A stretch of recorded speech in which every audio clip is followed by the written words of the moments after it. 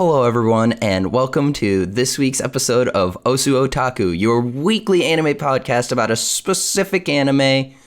Every week, every season. This season, we are talking about My Hero Academia, which is in season 5. We are now on episode 19. Getting a little heavy.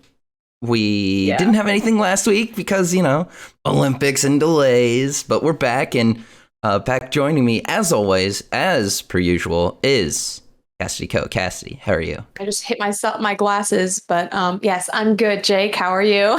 I'm doing really good. Very good. Struggling a little emotionally. I watched the episode again right before. I always watch it like half an hour before we record. I'm like, okay, I'll just sit down and watch it again, take more notes. Me too. This week, I had gone to Costco in the morning, fortunately, because I had to buy a flat of tissues for just this episode alone.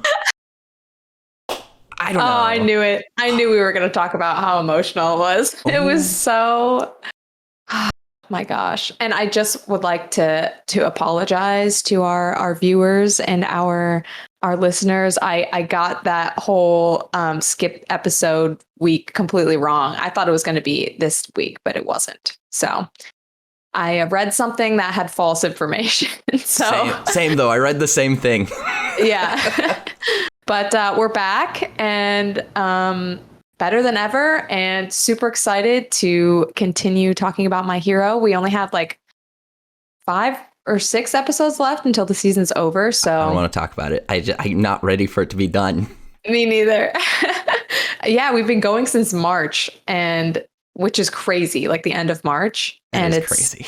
It's mid-August right now. So yeah, we have like 5 weeks left or something. And I don't know, this episode kind of like really changed the game for My Hero, for me at least. So I can't wait to talk about it. So much happened. So much. All right. So should we just start from the beginning? Get going from. All right. Okay. So initial thoughts without spoiling what happens throughout the episode, because we'll get to it as we progress. But what'd you think of this episode? For me personally, maybe my favorite episode of the season so far. Yeah.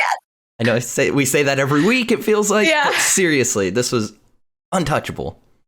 Coming off of especially not having an episode the week before, and then the past 2 or 3 episodes, there was a filler episode. There was an episode that was mostly flashbacks. More filler.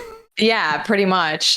Coming off of those 2 out of 3 weeks worth of episodes. It was a month's worth of episodes of not really getting a lot, and then also skipping because of the Olympics and stuff. And it just the emotion, as we said, for me, this episode changed the game in My Hero. So much happened, so many new things were introduced. I am just so ready for this new arc that they have finally started to really get into. And I love the show so much. Yeah. It's hard for me to wrap my mind around everything that happened in this episode. It was a very information-dense episode.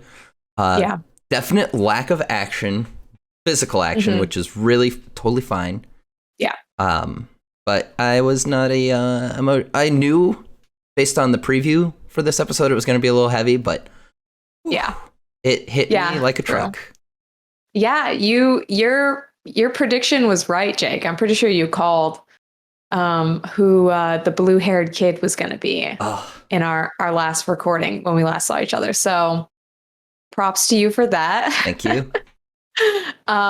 This whole episode just blew my mind with I love seeing backstories in previous generations, the teacher era of characters. I would love to get more background on all of the teachers and stuff. So seeing Present Mike and Aizawa, I always knew that they were friends in school and they were in the same class at UA, but we really got to see a big glimpse of their school life when they were at UA. So I thought that was really cool. And the fact that it's coming up now, with this context is it's pretty sad to see what happened to their classmate, and Aizawa and Present Mike had to go through this whole thing. Aizawa thought he died. He thought he saw his friend die. Well, he did, I guess. Yeah. But this is so much more than that. And it's coming back like years later. Like it's so much. It's so much. Seeing Aizawa get emotional was one of the hardest things I've ever watched in an anime before. Aizawa cries, I cry. Are you kidding? The whole time. Like his whole speech when they're talking to, I should use his real name. I forgot it, but it starts with an S. Shirakumo. Shirakumo? Yeah, Shirakumo. When they're talking to him, like trying to get him to come out, like Aizawa's got this speech. He's using his quirk. He's like unblinking. Like he's so cool when he does that, by the way. His hair like flares up and his eyes go all red. That's awesome. Yeah. But like he's trying to talk to his like former classmate and friend, and he's just crying and trying to appeal to his emotions, and like his whole speech was just so good. And Aizawa doesn't get emotional like that. So when he did, it was like it really like tore my heart into 1,000 pieces. But it was so good. I wasn't prepared to not at all cry that much. I knew I was completely done when there was, sorry, I'm jumping ahead. We'll go back to the beginning soon, but yeah. When Present Mike put his hand on Aizawa and he's like, you gotta relax or something like that, and his hand's shaking. Yeah. I was like, okay, this is gonna be a lot. This is gonna hit. Yeah, that was before they even gotten in there and talked to him, right? So, yeah we knew even from when they were in the car. Maybe that's what you're talking about, but like, Mike. It was when they were walking up before they'd gotten in. But when they were in the car, they were talking about it, and it's like, there's no way, it's impossible. Like, right. Even then, I was like, because Aizawa looked over at President Mike, and he was like super freaked out, like.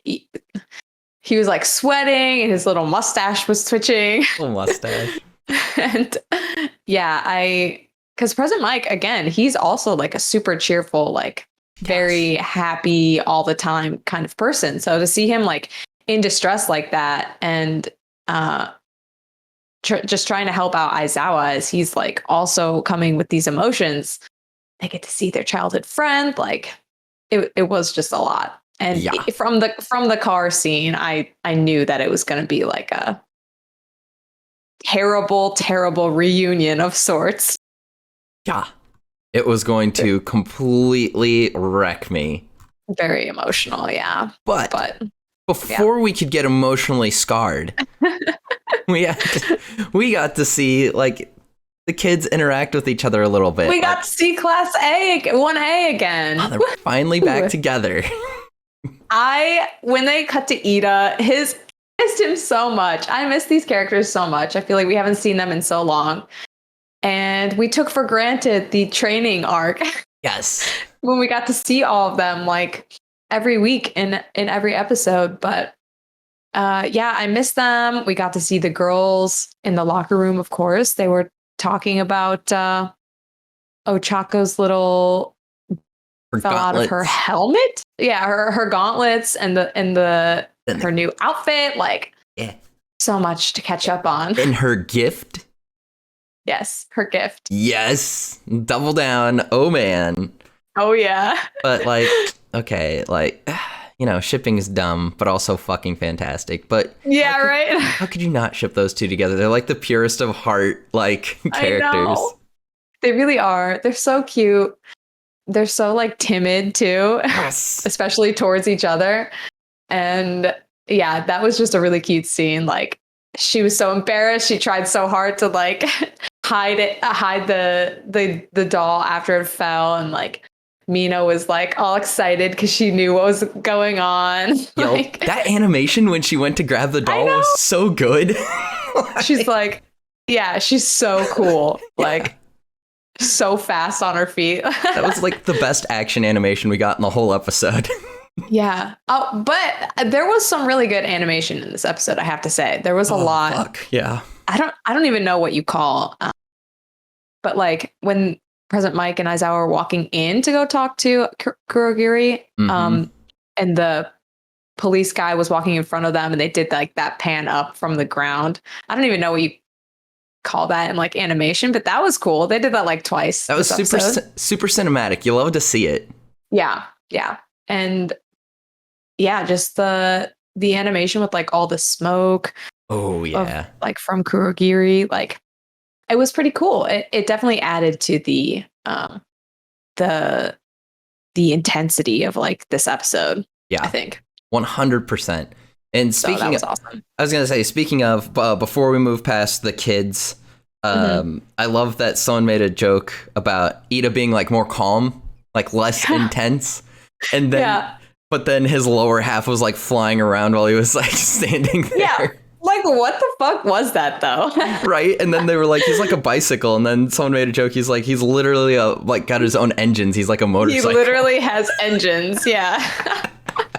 Yeah, I thought that was hilarious too. Oh my gosh! And then like Bakugo threw his little spiky headpiece at Deku. Like Oh that my whole God. thing, they really carried on with that for a while. Like did. usually those are just like jokes where it's like, oh, Bakugo got mad, so we'll show him like throwing his little spiky thing. But then they kept going on into the next scene and Sato was like, spinal head fluid is coming out. Like Oh my gosh, that cracked me up. And they like showed it squirting up. Oh my gosh. And then yeah, that was funny. That was like the only lighthearted point of this episode. They knew that they were going to drag us down after that. Yeah. Oh my gosh. Thank But goodness. that was hilarious. Glad they gave us that before they completely wrecked us. And that really strange All Might scene with the cotton candy. That too. Oh, what was wrong with All Might? Right. He's just screaming. He spoke a little Like, English. Like what was it didn't happening? really go with the English translation, but if you watch sub, like you can still hear it even though you don't know what they're saying without the translation, like the play on words, I guess. But still, it was like, what is he doing? Yeah. Like, oh my, are you okay? Yeah, someone check on him. I don't know if he's doing all right. Yeah, he was like screaming at these children holding cotton candy. Like, calm down, please. Mood. Also thought it was like, you know, it's cute and all that Ochako has that little All Might doll, but like then again, she's carrying around a doll of her teacher. Oh, that is strange. That is strange. It I just didn't like popped into my head. Oh, I Yeah, didn't once think about we it that saw him way. later. That'd be like us carrying around a doll of one of our professors, like in our hat. Exactly. Like, No. kind of weird. Wow. Kind of weird. Oh man. Gross. Yeah, just a little bit. But Oh my gosh. But yeah, then they get past that and they're in this cool car. Okay, so President Mike and Aizawa are in this bomb-looking car, like very Right. like 90s racing game-esque vehicle. yeah, It's like, and then oh man, Aizawa being like, can't we get there any faster? And I'm like, oh, same Mhm. man. I just need to know. and President Mike's like, actually, no, we can slow down. I don't think I want to get there, like ever. Yeah, exactly. He's like, I really That would be don't me. I'd be like, I actually don't want to do this at all. Gosh. Like, seriously, though.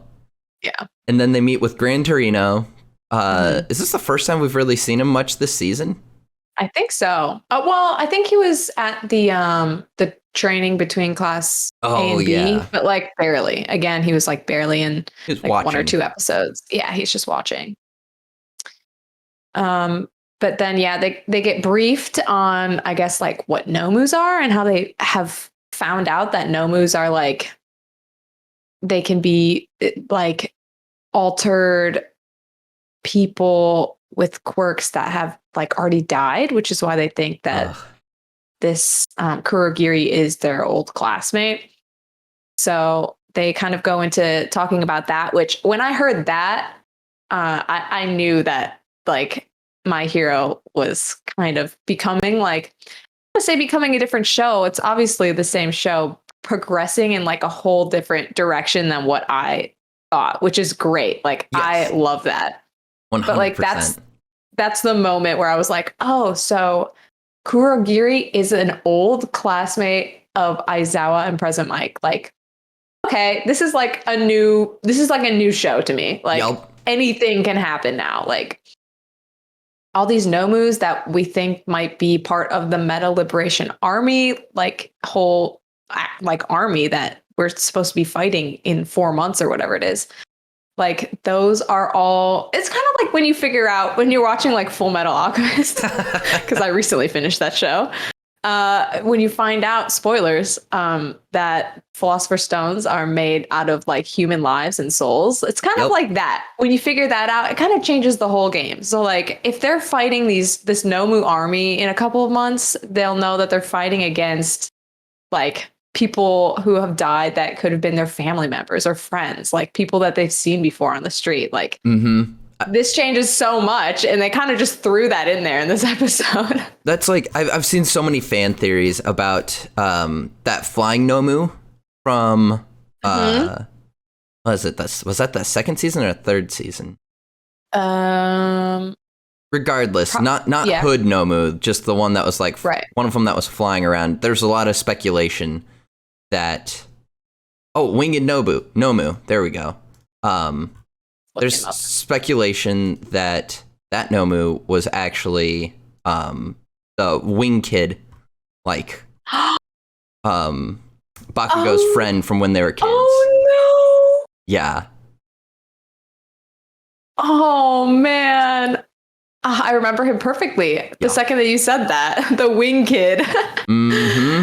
Oh God. Because we know they talked about in this episode that Nomu that Endeavor fought last season was like a street fighter, and his personality was kind of like coming out as he was fighting as the Nomu. So it's definitely obviously possible. And if we see that Nomu again, like we will hopefully be more in the know of like if we can tell if it talks at all, like if it comes near Bakugo, I guess. I don't know. It took a lot to get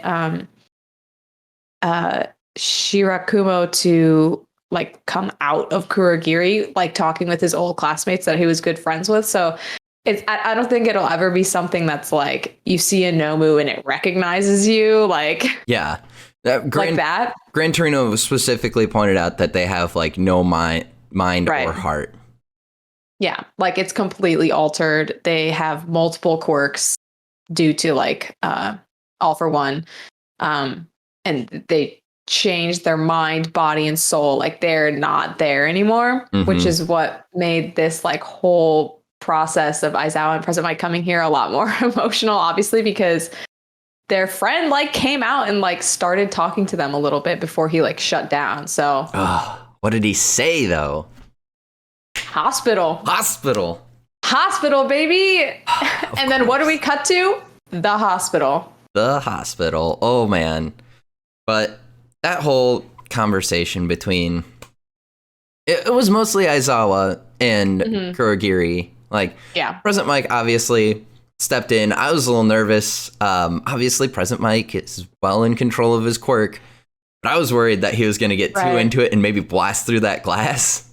Right. Yeah, that would have been a problem. Yeah, but oh my gosh, they really got to Kurogiri, the brainwave scans and stuff. That was amazing. That was some quality touches, cutaways and stuff like that. Yeah, that was everything about this episode like really aided in the emotion and the intensity, especially of that, like, because that was a really long scene. They didn't really cut away from that besides flashbacks. Which obviously just helped in our understanding, but it's like the whole second half almost of this episode is just that one scene where they're talking to him. And I also wanted to mention how good the music was, because that also helped so much. Like, I don't know, like I only noticed it on the second time watching when I was trying to pay like more attention. To just like everything that was creating the scene, and the music was so good. Absolutely ridiculously good. Like hearing this in like any other episode, because I love the soundtrack, the OST for My Hero, and I don't remember hearing this like ever before. It was a lot, and it like you said, it completely added to the tension and the emotion, and just with like the Kurogiri's cloud quirk like going crazy. So okay, so it's I braved the storm. I risked it for the biscuits. But did not get spoiled by anything on the wiki this time. Okay. Shirakumo's quirk is cloud. Like that's so like the mist and stuff of Kurogiri is like his quirk. We don't know what the teleportation part comes from. Hopefully we will in the future, but the mist and cloud part comes directly from Shirakumo. Okay, interesting. Yeah. I wonder if it like changed like color or some sort of property though, because I feel like Aizawa and Present Mike. I mean, when Aizawa fought him at the USJ, I feel like he would have gotten some sort of inkling back then if it is exactly the same. But like, I guess seeing as he also has that teleportation kind of work added into him, like since he's like a Nomu, and has been genetically altered, then I guess I could see how he wouldn't get that right away. But that'd be much more focused. The focus would be the teleportation than like the mist and everything. Right. Yeah. Man, I wonder what that mist can do by itself if it's not like some like portal. He uses it as like a portal to teleport. Yeah, like, he uses it to like kind of cover his tracks. Apparently, Shirakumo's quirk allowed him to like make a mist, which he could use to like basically kind of get away. It seems like. Cloud cover creates a small cloud in front of his opponent, temporarily blocking their vision while the opponent is distracted. He creates larger clouds around himself to hide within. Interesting. So then, okay. So he's probably good at like combat, and he probably had like accessory. What do you call those? What do they call them? My gosh, tools and like accessories. Basically, they really are. Yeah. So he must have been probably like really good at just like hand-to-hand combat or using his extra accessories and stuff. But that's a pretty cool quirk. Also, his hair is awesome. I have to say his hair color is so cool, and the fact that he always has a band-aid over his like the bridge of his nose. He's got the fighter jacket too, like the pilot jacket. All right, here's the thing. He's cute. He's so cute. I feel bad. He is. And then, like we are so aware that he's dead. But like dead. Dead. I just want to cosplay him. I've never like seen somebody and been like, oh, I want to cosplay this character, but this character is so dope. That is awesome. Oh my God, you have to do that. Right? It just makes sense. He wears Crocs though, so that's kind of weird. Wait, you're not into Crocs, Jake? Come on. Crocs are perfect for children, not grown men. Okay, good. I'm glad you said that. I like Crocs have come back with like adult people again for some reason. It's because of Post Malone. I don't know why. I don't like it. I'm with you, Jake. I don't think adult people should be wearing Crocs. I saw a little kid riding his bike when I was driving through IC, and he was wearing Crocs, and I'm like, why? And my sister was like, is he in action mode? And that's where you have like the back flipped up so it doesn't come off your heel. I'm like, oh my gosh. Yep. And then you can put those little things in the holes. Yeah, stylize like you them. decorate your fucking shoes. Like, okay, I guess. Right. I don't know. Oh my gosh. But anyway, he wears Crocs. You would have to get some Crocs if you cosplay him, though, I have to say. It's true. And I'd be completely down to wear the Crocs. It makes sense. Yeah, it's got to be authentic for sure. Yeah. But boy, oh boy, the flashbacks. So we kind of complained about the flashbacks with the Todoroki family, but that's because we've seen those flashbacks like 1,000 times. 1,000 times, yes. But there was a reason why. Now we're getting like grainy, like not even black and white flashbacks, but like brown and white flashbacks, and they're just breaking my damn heart, and I can't handle it. Yeah, I mean, it's new information. So like, I'm not going to complain about a flashback just because it's a flashback. Like, I want to see, I love like I said this before, but I love the older era, like the older generation of pretty much any story. I like seeing the background of like the adults and seeing what they went through as kids, because now like fucking Deku's generation is going through something completely different. Like they are fighting in wars in their first year of high school. So going back to like simpler times in the quirk universe, like that is so interesting to me. And I love seeing those flashbacks and getting like an insight into that. So especially like these three friends and their personalities and how they like interacted together. That was so cute. And I will always take those flashbacks over a Todoroki family flashback that we've seen 15 times already. Seriously. I think my favorite flashback, of course, was when Aizawa talked about the kitten. I was like, yes. Yeah, I know. That really made me cry. I was like, this kid was such a good person. Like he was so good. And now he's just this evil, like fucking doll that doesn't even remember because he died and I'd been brought like Frankenstein with these quirks and is only alive to protect Tomura Shigaraki. Yeah. Who also has the bluish hair, right? Yeah, rude as hell. It looks so good. Yeah, I love his hair too. In the episode at about 17 minutes 40 seconds, Aizawa calls out Kurogiri and says, "When you saw me that time, did you feel nothing?" When he talks about meeting the Nomu and stuff. Mm-hmm. Oh, I can't hang. So sad. I know. I'm just watching that again. Nope. Don't like it. The fact that they can see him and he tries to communicate with them. Yeah, I know. That yeah, he like came out like you could see him.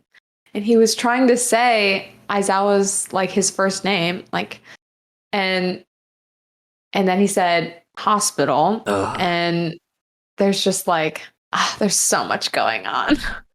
And afterwards, Gran Torino's like, I made you bring up some painful stuff. I'll be sure to make it up to you.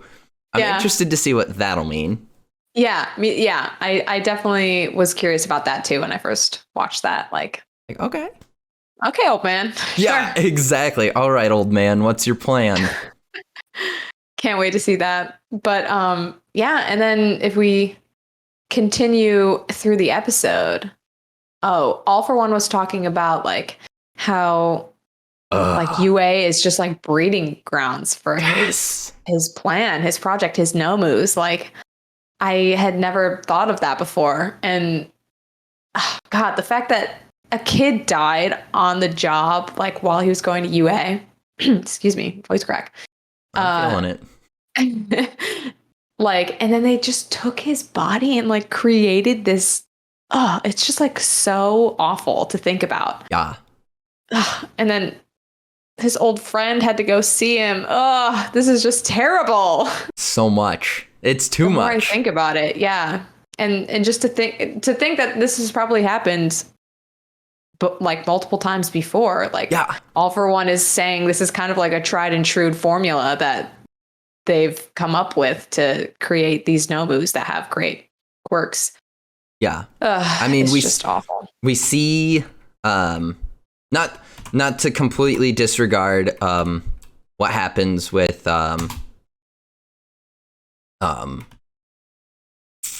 Hawks and oh my gosh, what's his name? Twice, right? Twice. Thank you. Yes, twice. Yeah. Not to completely disregard what happened with them because they do like chat, right? But right. Oh man. The fact that there is like this doctor we've never seen before who's running tests on Shigaraki. Like, and what are they doing to him, bro? Yeah, there's like something bursting out of his stomach. To me, it looked like something was being pumped into him to like make him like better, in whatever way that might be. Turn him into the next All for One, maybe. Yeah, that's what it seems like, because All for One really seems like he's on the way out. Yeah. Even though he has like some sort of immortal type quirk, I'm sure it's not making him immortal. It's just prolonging his life somehow. But he's definitely Shigaraki is definitely All for One's like predecessor or heir, or not predecessor, successor. Exactly. And yeah. You know what? I think that perfectly lines up with the end of the episode where we get our little preview the next week. So we're following the League of Villains for an episode. Okay, we go back 2 months to, I'm assuming this is back when, I forget how you say his name, I wrote it down. Oh my gosh, hang on, I have him. Yeah. Gigantomachia, right? Yes. Okay. Yes. So I think this is the first and only time we've seen him was this flashback that we're going back to in the next episode, just before the festival day. Yeah, and he was in the forest looking for Shigaraki because he's apparently his bodyguard, and that was the last, and I think the first and only time we've seen this character. And now he's coming back this next episode, and we get to see like the League of Villains encountering him and talking to him, because I'm assuming they know each other, like if he's his bodyguard. So yeah, that's big. Crazy. He's so big. He's literally so big. Oh my gosh. Scary big. Ew. Yeah, right. Exactly. Yeah. Like, oh, gross. I don't even like looking at him. Yeah, he's got like a radio around his neck or something. That's I what don't know gets what's me. Going on there. That shit's so weird. Like, why? Yeah, I remember listening to the news. I don't know. When we first saw him, I was like, oh my gosh. And then we didn't see him again until now. Like, yes, it's been so long. And so, yeah, we're going back 2 months. And as much as that sucks, and as much as I want to see what happens with, like, we skipped over it a little bit, but like Hawk said, he has a plan in place and everything's going to plan. Whatever like, that is. Yeah, hospital. Okay. But that like Hawks really knows what that means, I guess. Yeah, then that like connected it for him, which is super weird. It's like, okay, like what sort of plan could Hawks have in this situation? Yeah. Like that this is going according to his plan. I have no idea. But anyway, as much as I want to see what happens with that next week, I'm also glad to be getting this like flashback in time 2 months and follow the League of Villains, because that's awesome. Yeah. I can't wait to see. I see Toga is there and Mr. Compress. And I'm assuming Twice is going to be in this whole thing. We see more Nomus being created in this stupid fucking doctor that looks like Dr. Robotnik. Like, so weird. Whatever he's going to be. Yeah. We got Dobby. And of course, our favorite, Spinner. Yep. Good old Spinner there to look Spinner. Cool character design, no skill. Just a fucking lizard. Exactly. Okay. And then can we also the next episode is called My Villain Academia. I love it. I love it. And let me just say, I have heard about this arc for so long. Oh no. And I have heard how good it is. And I'm going to be so upset if all we get is these next 5 or 6 episodes and then the arc is over. No. I hope, as much as I hate to say it, I really hope that they get to the good part and then the whole next season is all about My Villain Academia, because I'm okay with being left on a cliffhanger for the end of the season. That's fine. That's pretty standard. I've just heard so much about this arc, the MVA arc, instead of like MHA, My Hero, My Villain Academia. Okay, so funny you mentioned that. Oh, sorry, Go ahead. Keep going. I was just going to say how excited I am and how much I've heard about this arc. This scene from this arc may have been spoiled. It has been spoiled for me, at least, from when I was walking through Barnes and Noble. So I can't wait to get to there. Oh, that was the Barnes and Noble spoil. Okay. It's definitely part of this arc. I haven't researched it at all, but just based on that single cover of a manga issue, I know what's going to be, at least something that's going to happen in it. And I can't wait. And I assume that's how they're going to end the season. So.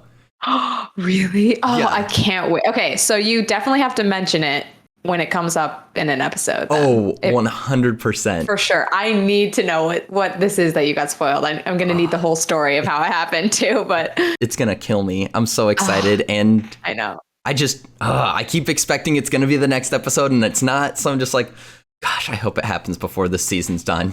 Yeah, so do I. I really want to know what that cover was and how it spoiled you. But so rude. Yeah, that honestly is very rude. Like, why would you have that facing out? Whatever. We're past that. We are getting ready for the next episode, which who knows how early our recording will be up next week. Got some stuff going on. It's gonna be great. Yeah. Speaking of stuff going on, Cassidy, where can people follow you and see all the stuff you're doing? You can follow me at Cassidy Co. and my art account is at Kohai Art if you so choose to follow me there. And we haven't been streaming too much lately, but at Fish Inc. on Twitch. Just grinding it out. Hell yeah, definitely are. You guys are doing tons of great streams. I caught some of your Minecraft stream last night before I started. Oh, yeah. Doing the podcast, but great. I'm a big fan of the craft though. Hell yeah. I can't follow like quote unquote professional Minecrafters because they're so cringy to me. I just like y'all just like in your own little world. Children. Yeah. Yeah, right. But speaking of podcasts, if you are watching this on YouTube, make sure to check out the Game Scrubs podcast and all the other content we put out. Officially made the first Hogtied Productions TikTok yesterday, so that was pretty dope. Officially in the TikTok world with HTP, and you can follow me at on all social media platforms at Jake the Mayor. Please do. Please do. It's gonna be pretty dope. Got a lot of new content coming for you this week, especially as far as streams go.